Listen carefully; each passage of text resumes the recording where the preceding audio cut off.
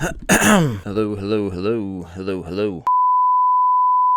Hey guys, what's going on? It's Derek from Derek's Horror Stuff, and today we're going to be going over the new developments with the Danielle Harris and Tony Moran stuff. So I'll just kind of jump into it here, and I'll just kind of go over what we already talked about, and then lead into the new information. So basically, a while back, there was a video release called Tony Moran Unmasked, and it was by a YouTube channel with that same name. And the video was maybe 25, 26 minutes, and I saw that. I was one of the first on the scene to see that, and it really got me because of the way that it was put together. So basically, it was just a compilation of clips of Tony Moran at interviews saying all of this horrible stuff. So I'll put links to all of these videos in the description. Feel free to click them and check them out so you know what's going on. So basically, the video comes out. Tony Moran puts out an apology on Facebook. It was very half-assed. It didn't really say much at all.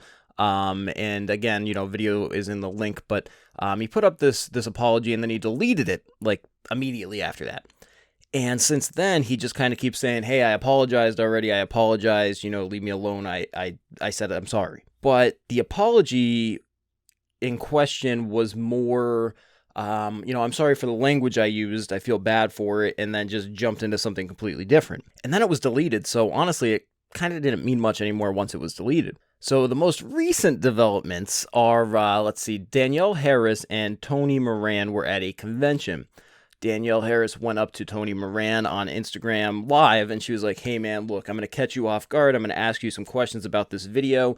This is a chance to kind of clear the air and just clear things up for your fans out there to see. Maybe it's miscommunication. Maybe the video is edited, like you said. Maybe it's chopped up, whatever the case. Let's give you a chance to clear it up. Basically, I'm paraphrasing, but that's basically what she said. So she goes up, starts asking him some questions. She says, "This is my good pal Tony. Tony, I saw this video. What do you make of that?" Long story short, he basically just reiterated the same stuff he's been saying over and over. So he said, I apologize for the language I used, and I feel bad for it, and I already apologized for this on Facebook. And, that was pretty much it. It went a circle for 8 minutes. After that video, it got a little bit of backlash for both Tony and for Danielle. A big part of that backlash came from the commenters on YouTube. Now, I guess somewhere along the way, somebody sent Danielle Harris Dave McCrae's video, because Dave McCrae did a reaction on this, basically. And she saw that, and I guess she wanted to clear the air a little bit more. So she went back to her hotel room after the convention. She got live on Instagram. And she was like, hey, listen, Tony's not actually my good buddy. I just called him that. He's not actually my friend. I'm not Team Tony, like Dave said. I don't really know the guy. We're not friends on Facebook. We talk here and there. We BS, shoot the breeze, whatever, at conventions. And, I thought it would be a good idea to go up and see if he can kind of clarify things. But I didn't know he was going to ramble on in a circle for 8 minutes. Then we got even more backlash for Danielle Harris, because then it becomes like, is she two-faced? And I went live about this the other day, and I was on lunch break at work, so it was only on for like 20 minutes, but we had a lot of people in there saying that she was two-faced, that even I was feeling that way at the time, and they were saying, that she was just looking out for her own interests, and that maybe she was using Tony Moran to kind of push her own name out there a little bit more, since he's more relevant right now. So once more, to clear the air once and for all, Danielle Harris had another idea. And she went live again, but this time she went live with Tony Moran. So, and it was more of an interview style. So she got him live through Zoom or something like that. And she pretty much asked him all of the questions that Dave McCrae was talking about in his videos. So, I'm not going to take too much of your time, because I feel like we're beating a dead horse, but I think some things, as you know, I messaged you, and some things were not addressed that are really important. And so let's just talk about them for a few minutes. So she asked him about using the F word. So how he was describing Tyler Mane. And he said that Tyler Mane years back made a joke about him to a fan, and he didn't like that. And so Tyler Mane started the beef, and then Tony kept rolling with it. And he said that his anger, with his anger, he said some things that he shouldn't have said. Tyler, I don't know what your beef is with Tyler, and it's none of my business. You guys are grown men, you'll figure it out. But it was the things that you called him that we should address. Okay. So I don't even know what to say. You know, I've never had these conversations before. So if you just want to talk about it, you know, a lot of the F word was used, which is horrible, and as well as comments about up the ass and my bitch and, you know, that kind of stuff. So, right. So I can address Tyler Main first if you'd like. Sure. Okay. And this is no excuse, believe me. I'm the furthest away from making excuses at all. But this happened years ago, and he had happened to say, it started by him saying something derogatory about me to a fan at a convention that we were both doing. And the fan came over to me, and I thought the fan was joking. But the fan was dead serious and said, no, I promise you, I would never come over and tell you something that's not true just to make you laugh or whatever, or make a joke because it's not funny. And so that's where it started, this beef that him and I have had. We weren't unfriendly to each other before that. We just weren't like buddies or anything like that. We just weren't, you know, unfriendly to each other. But this is what started. And my mistake was... Well, your mistake was probably just reacting to it at all. Well, my mistake is my anger, you know? Yeah. And that's my mistake. It's always been my mistake in my whole life. And honestly, we all know that. We all know that the words he's using were not acceptable words. They weren't acceptable then. They weren't acceptable now. But what we found out that was really interesting is that Tony Moran actually has a daughter, and his daughter's gay.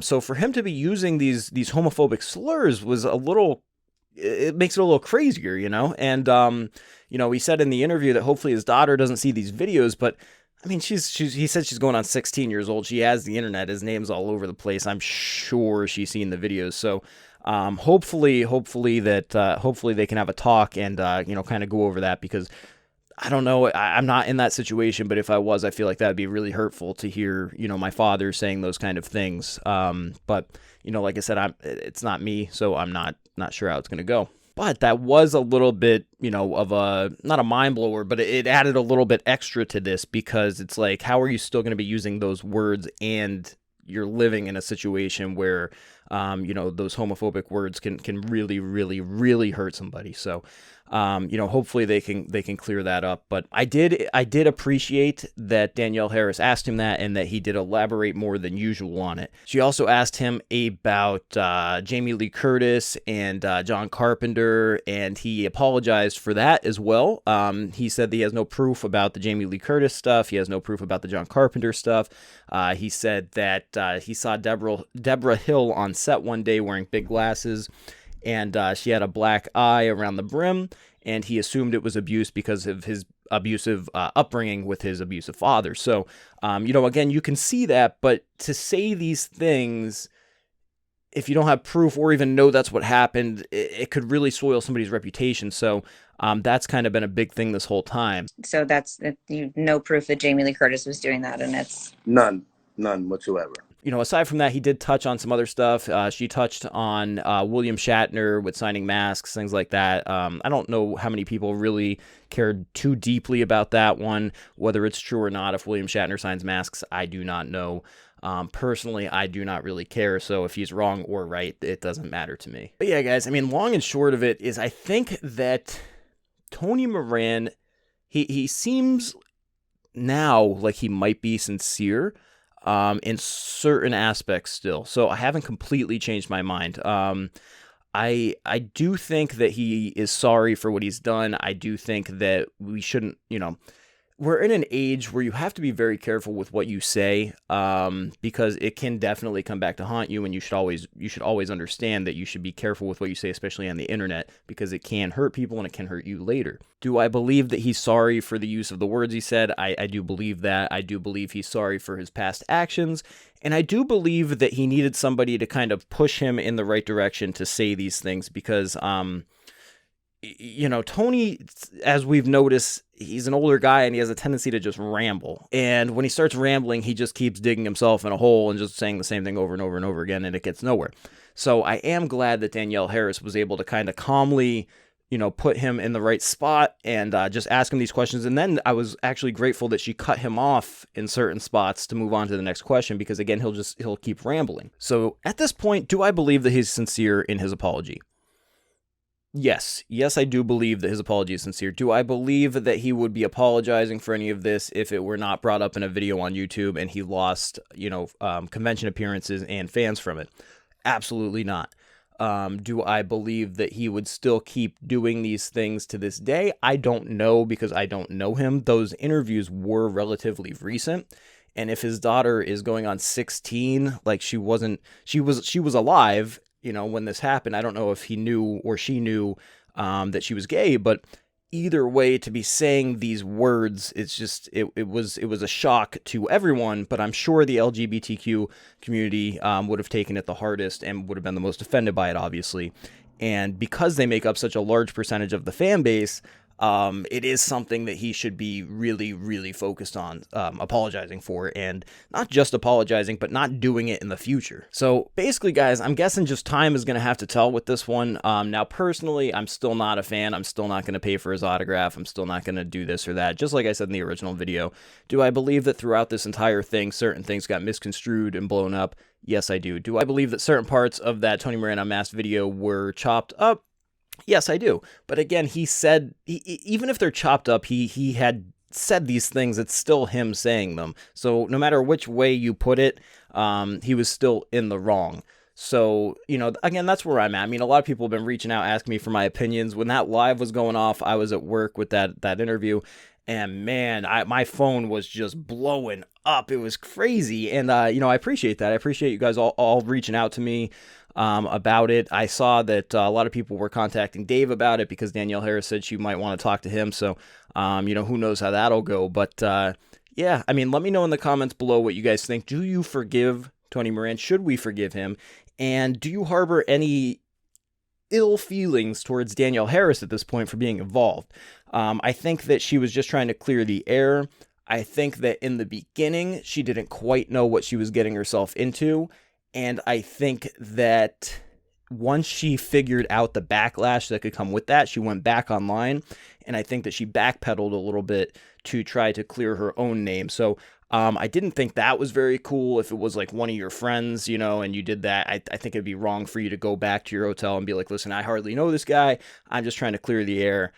I don't even like him, you know. So, but I think that when she went back and actually did that interview, I think that says a lot about her.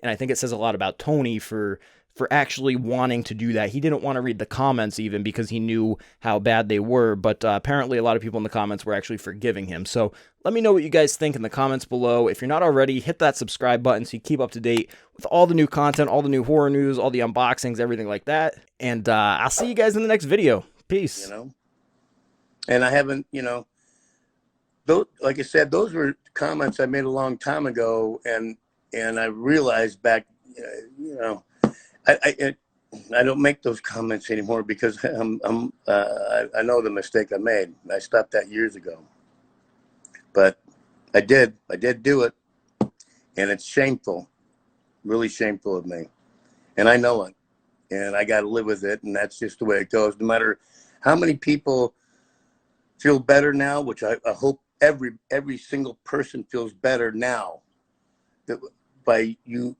and I doing this, but and even if they do, I'm still not going to feel any better about what I did. You know what I mean?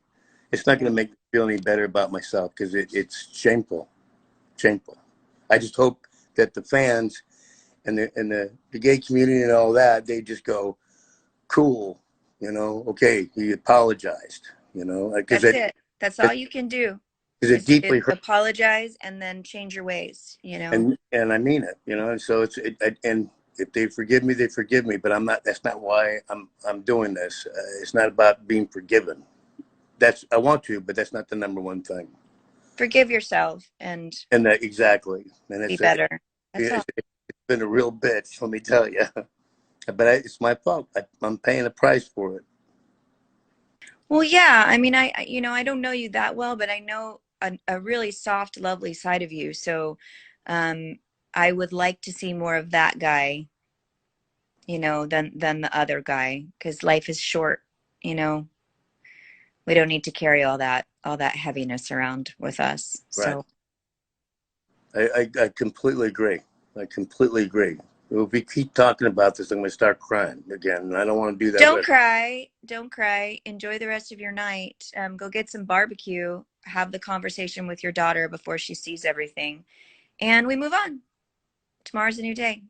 And people will accept your apology or not, and you can only lead the horse to water, and you can't make them drink. So it is what it is. I'm just trying to be objective. I get all sides of it. So I'm just the messenger. And I got no problem carrying this burden in this way. I got no problem with it. It's mine, and I own it 100%. We make mistakes, and I'm just not that person anymore.